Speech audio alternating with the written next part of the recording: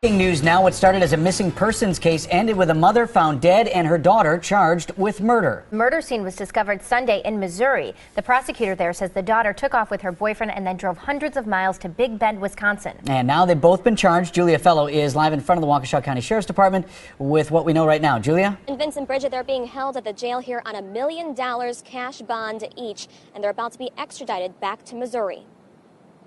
The probable cause statement shows 23-year-old Gypsy Blanchard handed a knife to 26-year-old Nicholas Godjan and asked him to kill her mother. 48-year-old Claudinia Blanchard, affectionately known by friends as Dee Dee, pictured right.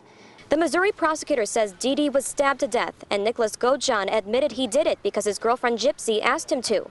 And the sheriff in Greene County, Missouri, just ended a news conference. He says it just took another bizarre twist, saying that Gypsy had lied about her age and her health conditions to gain sympathy from the public and to collect money from them. Saying that Gypsy had lied about her age and her health conditions to gain sympathy from the public and to collect money from them. Hello friends, so I want to follow up on my Gypsy's Aurora obsession video and talk about our desire to stay in Missouri altogether. Where does that come from? You'd think after being in prison in Missouri for 8.5 years and allegedly abused there for a decade before that and supposedly having zero contact with her old neighbors from there because she doesn't understand why they didn't do something, you'd think Gypsy would be so ready to get out of Missouri. Instead, at her release party, she got Chiefs merch. She said, "We're going to a Chiefs game. People have to remember I'm a Missouri girl too, and I'm hoping to meet Taylor Swift there." I'm paraphrasing, but I'm sure y'all remember it. Rod reminded her that trying to meet celebrities was what her mom tried to do, and Gypsy basically said okay and went on with her plans until Missouri parole called her and said, "I don't think so. Get the fuck out the state."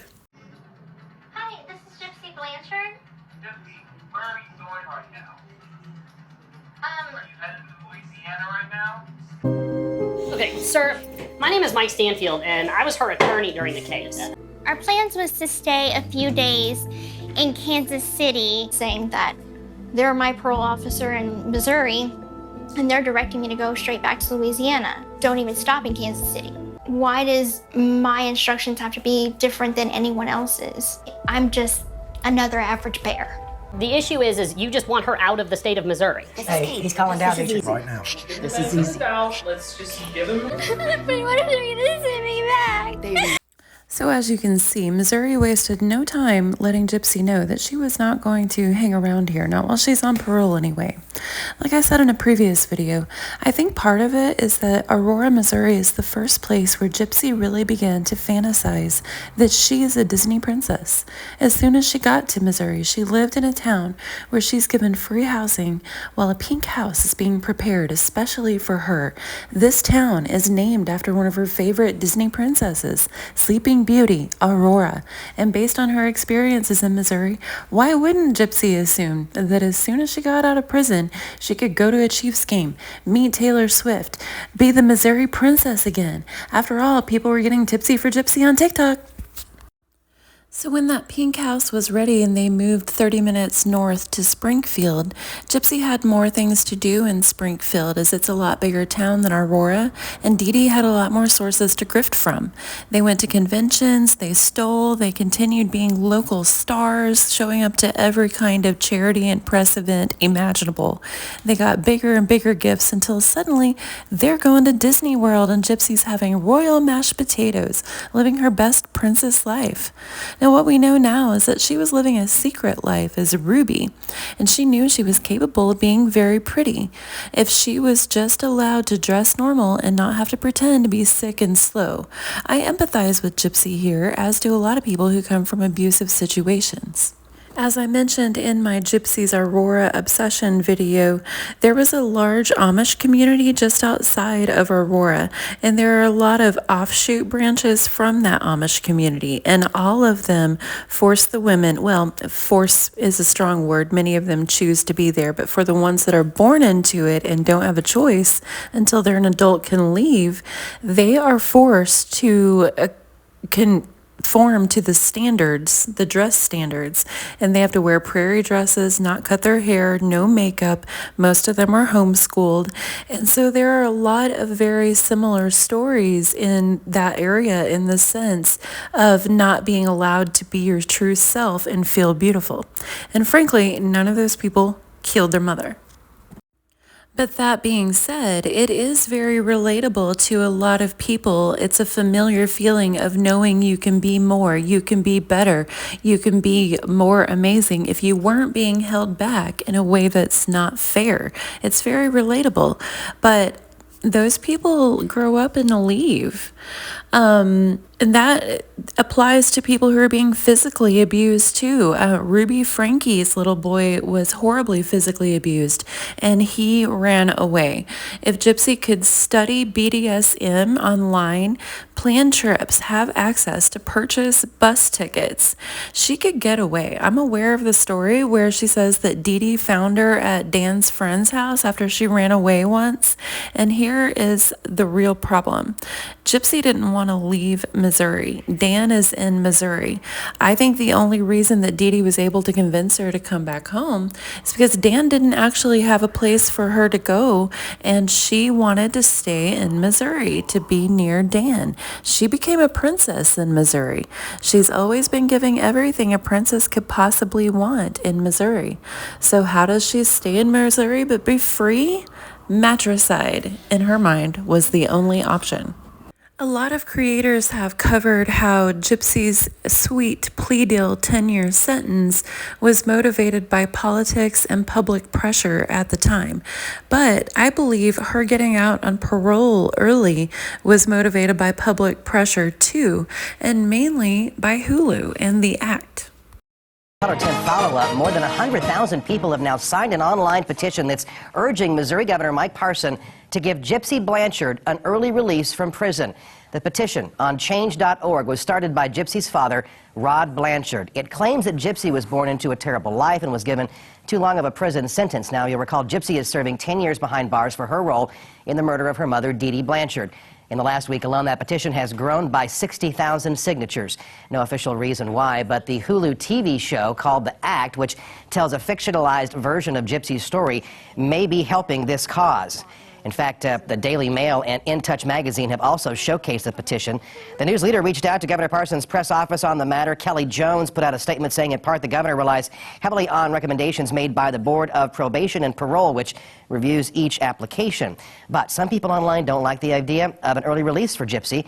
Many commenting on Facebook saying that Gypsy manipulated her boyfriend, Nicholas Godejohn, and contacted him and got him to kill her mother. They say she should serve her full time. In unrelated news to this story, we did find out last week Gypsy plans on marrying a man she met online as a pen pal while she's been in prison. So this next thing I'm going to talk about, I have not seen documents on this, and the information came from Fancy Maselli, so take it as you wish. We all know that I don't like Fancy. Fancy knows that I don't like Fancy, but I will say that Fancy often does have correct information, but she allows her emotions and erratic nature to overtake her so bad that she flips around on it to where she invalidates the cause. So I will always expose her and say that she's not a good advocate, but I will also recognize when I think she's right and also when it's proved she's right. And this one instance of the thing that she shared, I think it is believable. And that is that she had heard that Gypsy is telling people in Louisiana that she's going to buy back their house on Volunteer Way. She's going to make that hers. And I believe it, and I think it's sick. Another thing that I've heard and not seen evidence of, but I think is completely believable, is that Gypsy filed documents while she was in prison to see if she could get the pink house back. Like I said, if anyone knows where proof of that is located, please let me know in the comments. I'd love to see it. It sounds completely believable and consistent with her actions to me. Now, another thing is that Gypsy bought Nick that round trip ticket and no ticket at all for herself until something changed and she decided to go with Nick. She had told Nick that they were going to dump the knife in a river, but instead mailed it to Nick's house. In my opinion, I think she planned on Nick taking out Dee Dee, her somehow convincing him to get back on the bus, and then she would sneak off with Dan. Or maybe she just wanted to convince him to leave the house. She would sneak off with Dan, and eventually, in confusion and not knowing what to do, that Nick would just use his ticket to go back home.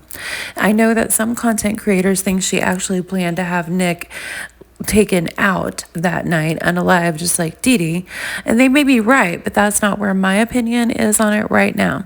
Then I think her plan was that after Dee Dee was found and Nick was eventually charged with the murder weapon, that she could reappear, take her pink house back, maybe move Dan in and move on with her life, maybe slowly start to show that she could walk in some way. I also don't believe her story that she made the Facebook posts because she wanted her mother's body found. I think she made them because she already didn't like being with Nick, didn't like his family or his house, and wanted out. She may have felt like this due to his low IQ and thought that she could lay it all on him. And I think her interrogation, Bob and Weave, confirms that. But that's just where my opinion is that she didn't want Nick unalived, but she didn't want to leave with him. I think she wanted to leave with Dan, and Dan freaked out whenever he realized that she was actually going to go through with it and a real murder was going to happen, and he took off, and Gypsy ended up having to go with Nick or else be there with the murdered body and immediately be under suspicion. I think she really thought if she could just get away, she wouldn't be under suspicion. What do y'all think? You want to excuse every negative aspect of Gypsy Rose because she was abused. That's not fair either. There are many, many abused people that don't make the choice that she did. And there are many, many murderers who were abused, and we don't give them the same empathy. We give her every excuse in the book, but not other people that commit crime when they are also abused. And yeah, she's great at being a victim. She is a victim. She is a victim, but she is also really good at being a victim. She is both those things. She is an actual victim, and she shows us that she's very good at being a victim when she stands up at the American Cancer Society and sings. Walk in shoes is walking much less in heels. My mom would never let me look like this. Oh, wow. When Gypsy decided to sue Fancy Maselli of the Good Wives Network for breach of contract, defamation, whatever it was, for some reason, her and Mike Stanfield thought it would be a good idea to file the suit in Missouri. That's been confusing to everyone involved, including the judge, who dismissed it for wrong jurisdiction. But to me, it says Gypsy still thinks of Missouri as her home, and she wants her legal representation to treat it as such. That language is loaded to me. I'm not setting out to manipulate anyone. That setting out is a push-pull word, is a negotiation word, and it makes me think that in her head, she probably has some doubt. So what do y'all think? Do you think Gypsy is saving money and making plans to try and make an offer that the owners can't refuse to buy back her old house on Volunteer Way once she's off parole? Personally, I could see her trying to do that, paint it back pink, and get a mobility scooter to roll around in. What do y'all think?